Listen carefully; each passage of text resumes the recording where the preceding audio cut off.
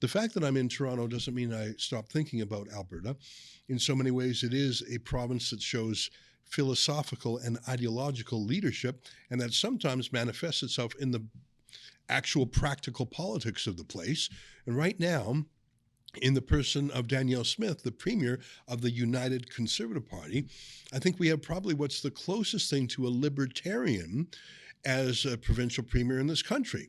You can certainly argue that Premier Scott Moe of Saskatchewan is a rock-ribbed conservative, although, like many from that province, he's got sort of a social generosity side that even the old NDP still reverberates with there.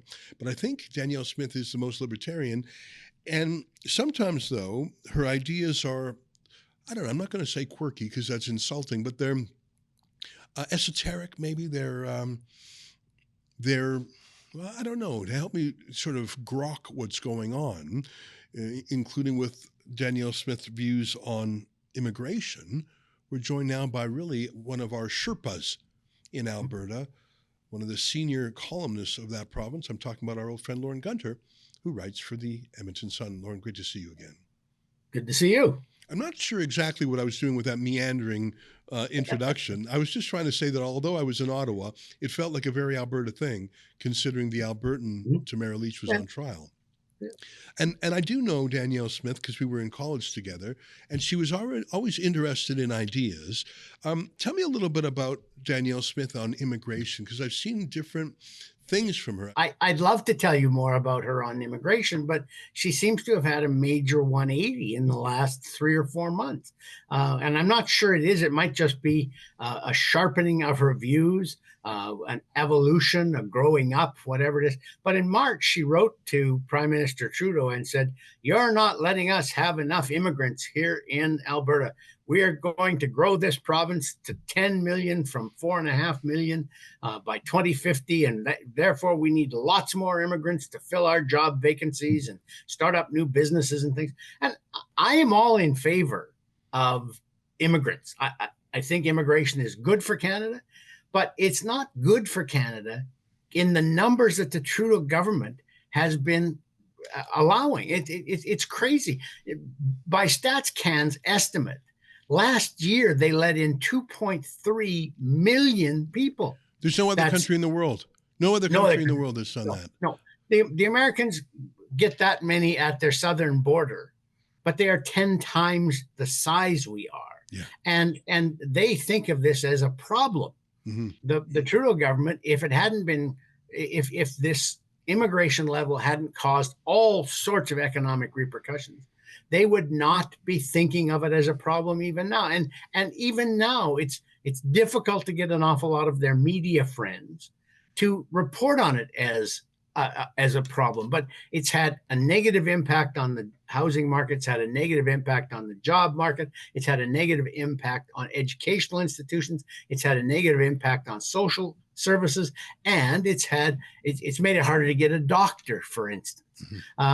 Because there are too many people coming in. You can't buy a house in Canada on a single average wage anymore, because there are 1 million, 1.5 million, 2 million new people flooding in every year under the Liberals, and those people have a right to find a place to live too. The only way you could stop that is to turn back the flow that the Liberals have had.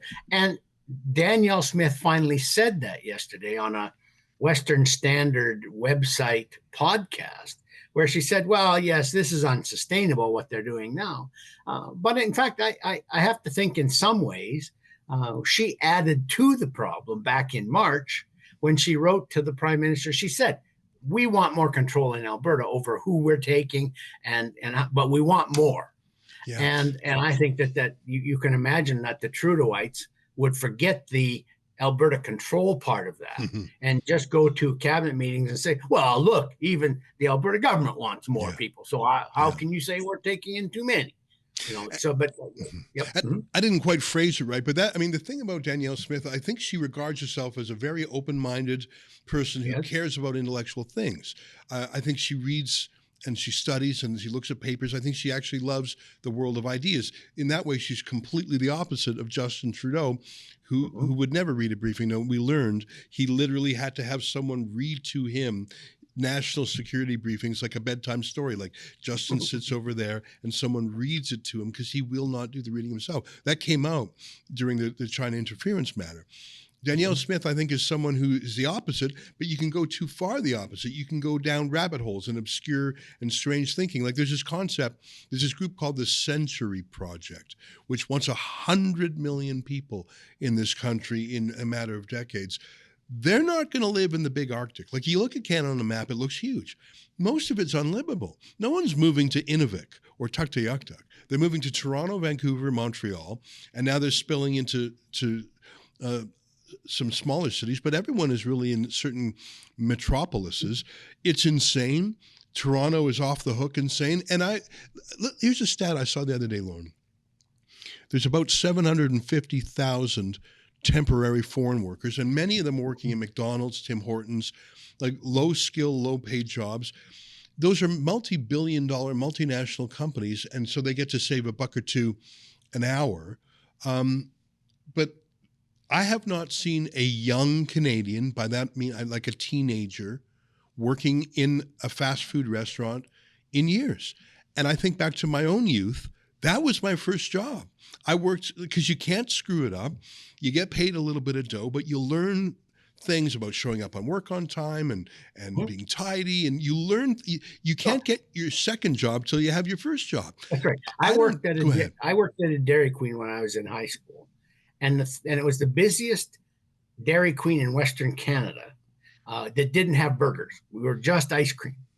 But the thing I learned, because the lineups would be really long on a Sunday summer evening, the thing I learned was people get cranky standing in line, and you can't get cranky back. Right. You have to learn in customer service that you need to be nice, even to the cranky pants out there. Yeah. And so those are very important life lessons that you learn when you have those first jobs. For sure. And so it is a problem that the government's federal government in particular has to deal with. One thing that Smith said yesterday in her podcast on the Western Standard was that this is a problem that all governments are now facing, and we're even starting to see it creep into Alberta. And I think what she meant by that was, for instance, last year Calgary had the greatest increase in rents of any city in the country.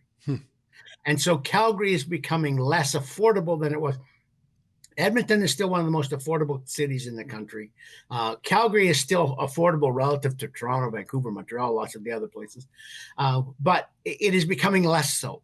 And because of the flood, you can see over the next 3 to 5 years, lots of people, if the same levels are maintained by Ottawa, lots of people will flood into Calgary, lots of people will flood into Edmonton and start to do to the housing market and the job market in those cities what they've already done to the housing markets and the job markets in Toronto and Vancouver in particular. And I think Smith sees that now that she didn't see in March. I think this idea that we could, in 25 years, double the population of the province is nuts. Yeah. It's only doable if it's done organically. If that's what the market wants, if that's what is needed for work in the oil field, in the service industries, fine, because the housing will follow along with it. But if you're talking about forcing this issue as a government, then that's not going to work. It doesn't work when the feds do it. It's not going to work when the province does it. And another of her ideas that stems from this immigration population expansion thing is this idea that we should build billions of dollars of intercity trains and commuter trains all over the province. Like, where does that come from? Like, that's as nutty as the Calgary City Council building a $6.3 billion LRT line to nowhere, because in the future we'll need it. And it's as nutty as the federal government spending money on transit all over the country that isn't designed to do anything in particular, but make them feel more green about themselves and maybe make Greta more pleased with them or something. You know what? The Simpsons, that old cartoon, they have this con man character who comes into town. So, you wouldn't want the monorail. That's more, right.